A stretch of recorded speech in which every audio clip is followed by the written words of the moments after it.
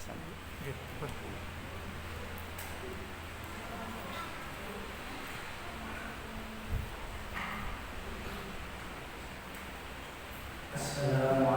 warahmatullahi wabarakatuh. Alhamdulillahirabbil alamin. Allahumma shalli ala sayyidina Muhammad wa ala sayyidina Muhammad. Berjamaah Masjid Al-Khair Indonesia di Surabaya yang dimuliakan Allah. Marilah kita memuji kepada Allah Subhanahu wa taala karena Allah Subhanahu wa taala sangat suka dipuji oleh hamba-Nya. Kita ucapkan alhamdulillahirabbil alamin. Sebagai bentuk syukur bisa dengan fil qalbi, di hati. Syukur bisa dilafalkan dengan ucapan hamdalah, dan juga syukur bisa dilakukan melalui hal-hal yang ditinggalkan. Sebagaimana syukur kita malam ini, hati kita sangat tidak merasa terpaksa untuk bisa menjalankan perintah Allah, yaitu sholat isya, dan kemudian kita melanjutkan sholat tarawih, sholat sunnah tarawih. Salawat dan salam semoga tercurah untuk baginda Nabi Muhammad SAW. Beliaulah yang mengajarkan, yang membimbing kita sampai mengerti kita tentang ilmu agama, tentang dinul Islam, dari zaman ke-8 menuju zaman yang terakhir. Masih muslimin, kita sudah memasuki puasa ini di 10 hari yang kedua.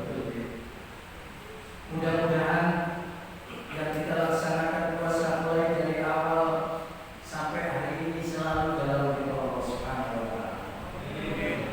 Masih muslimin, dalam kesempatan ini kami mengajak untuk diri kami sendiri dan untuk para jamaah yang pertama, mari kita tingkatkan dengan beribadah di momentum Ramadan ini dengan sebaik-baiknya. Yang pertama, kita benar-benar memperhatikan tentang sholat dan meningkatkan sholat, dan kita tambah sholat fardu itu dengan meningkatkan sholat rawatib. Karena masyarakat muslimin, sholat rawatib ini, sunnah rawatib ini yang beriringan dengan sholat fardu itu mampu menutupi atau menambah. Seumpama kita sholat fardunya 200 atau yang lain, ini bisa menutupi untuk sholat sunnah rawatib ini. Ini keistimewaannya dibanding sholat sunnah yang lain. Jadi sunnah rawatib ini sangat memiliki keistimewaan. Dianjurkan bisa menjalankan sholat rawatib ini sebelum zuhur 4 rakaat, kemudian setelah zuhur 2 rakaat, kemudian setelah maghrib 2 rakaat, setelah isya 2 rakaat, kemudian sebelum subuh 2 rakaat. Jadi sholat 2 rakaat sebelum asar. Namun ada yang namanya ghairul akad, sangat dianjurkan. Ada yang dianjurkan, yang muakkad sangat dianjurkan. Seperti halnya kita melaksanakan sholat sunnah sebelum maghrib, sebelum isya, itu ghairul muakkad. Yang dianjurkan adalah setelah maghrib, setelah isya. Masih muslimin, kemudian kita tambah dengan sholat sunnah malam. Dalam istilah qiyamul lail atau hidupkan malam. Qiyamul lail ini bisa sholat taubat, bisa sholat hajat, dan yang sangat dianjurkan, yang jelas perintahnya di dalam Al-Quran, fatahajjat bihi nafilatan lak, maka sholat tahajud sebagai sunnah, sebagai sholat, sebagai ibadah. Jadi kalau kita pada saat di luar Ramadan untuk melaksanakan sholat tahajud ini agak kesulitan, sekarang ini momentumnya ada sahur. Biasanya kita sudah bangun menjelang sahur itu momentum sekitar jam 3 mendekati subuh, kita juga bisa melaksanakan sholat tahajud. Tapi sholat tahajud ini harus tidur dulu, walaupun ngantuk sak seliran tapi sudah tidur. Nah, ini anjurkan yang disebut tahajud itu harus tidur dulu, atau walaupun beberapa detik sudah tidur. Masih muslimin.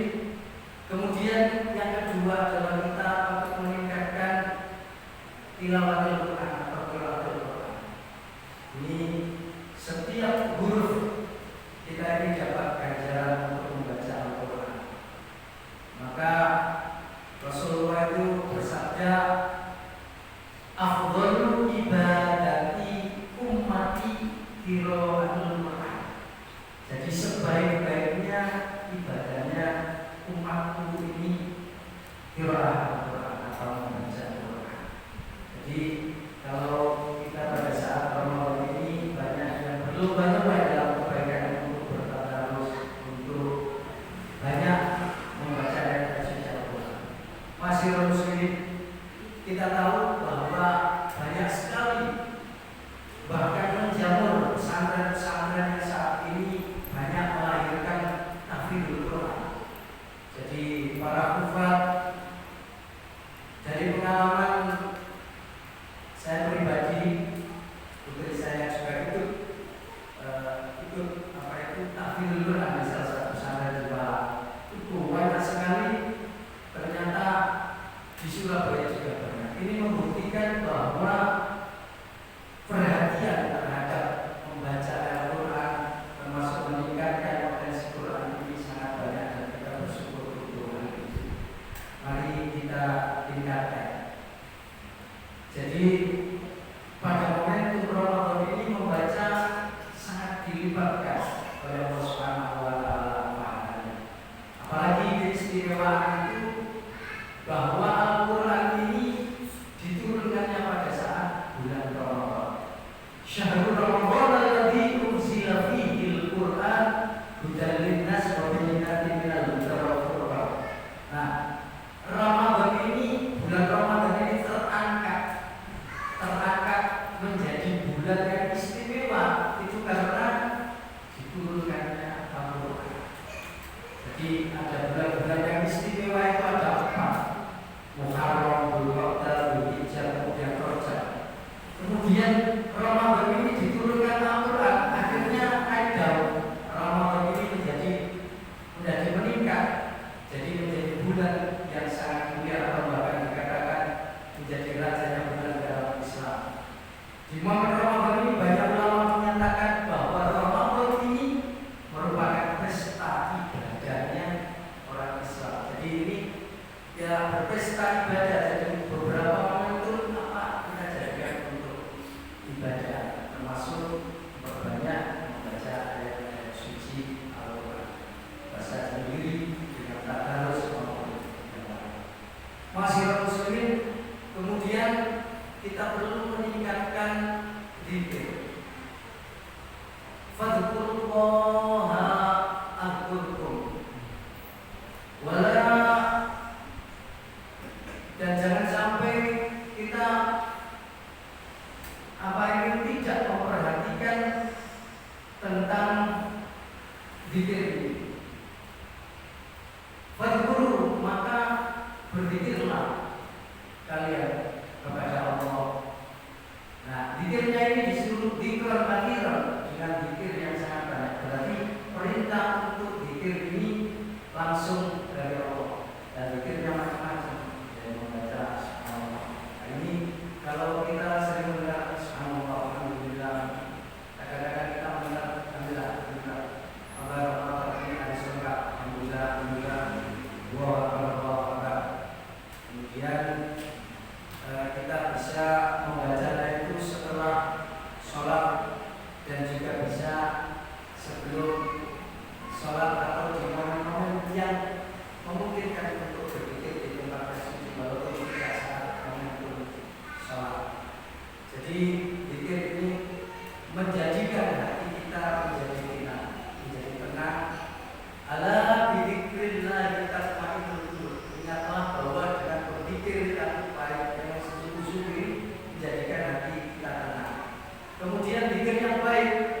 afdhalul dzikri fa'lam annahu la ilaha illallah.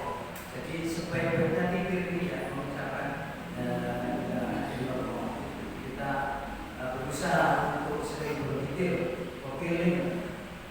Jadi ilim dan waspada ini penting. Bahkan seorang pujangga Islam Jawa namanya Raden Ngaliwa Warsita itu mengingatkan dalam surat kedatangannya itu amanah zaman dan orang keturunan dan yang intinya itu menani zaman edan kalau tidak edan tidak keturunan ini adalah sebagai sindiran. Singkutin adalah ilim lan waspada. Jadi wong sing ilim para Gusti Allah lan waspada. Ini berarti ada penyebaran, ada pemahaman dakwah dari upaya untuk bisa bagaimana mengajak berzikir kepada umat itu juga bisa disampaikan melalui zikir-zikir. Jadi zikir ini patut kita tinggalkan apalagi di momen-momen yang sudah beranjak nanti untuk mendekati selesai. Hukum ini masih 10 yang kedua sebagai maghfirah, sebagai pengampunan kita berupaya untuk itu. Masih muslimin para jamaah semua, yang pertama kita berusaha untuk meningkatkan sholat kita terutama fardu, kemudian sholat sunnah-sunnah yang lain. Yang kedua kita berusaha untuk memanfaatkan diri dengan banyak tilawah Al-Quran atau tilawah Al-Quran, membaca suci Al-Quran. Dan yang terakhir kita berusaha untuk merawat dan sering melaksanakan zikir kepada Allah Subhanahu wa taala sehingga